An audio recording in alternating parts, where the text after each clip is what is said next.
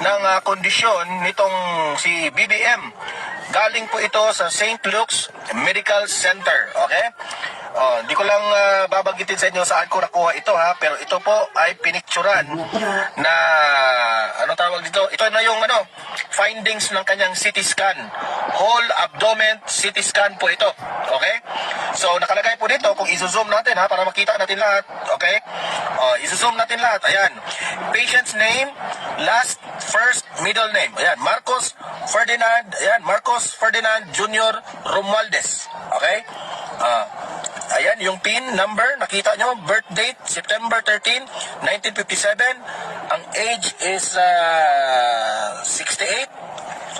Ayan, male.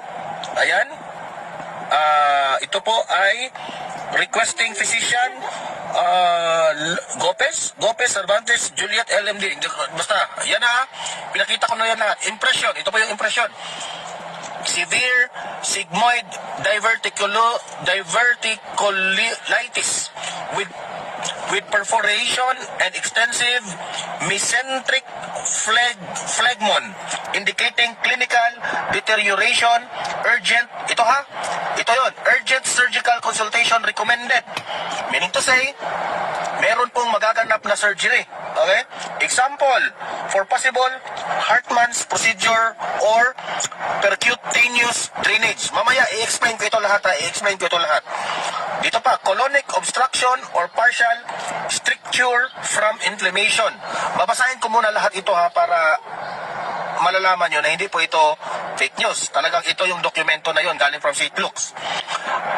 Nakalagay pa dito ang impression. Absent ang left kidney status post-donor nephrectomy. So, seryoso po ito.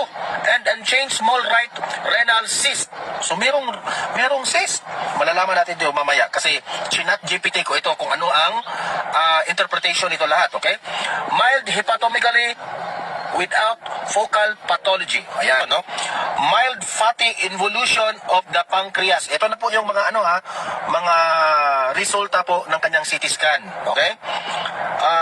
Atherosclerotic vascular disease. Ano kayang ibig sabihin nito?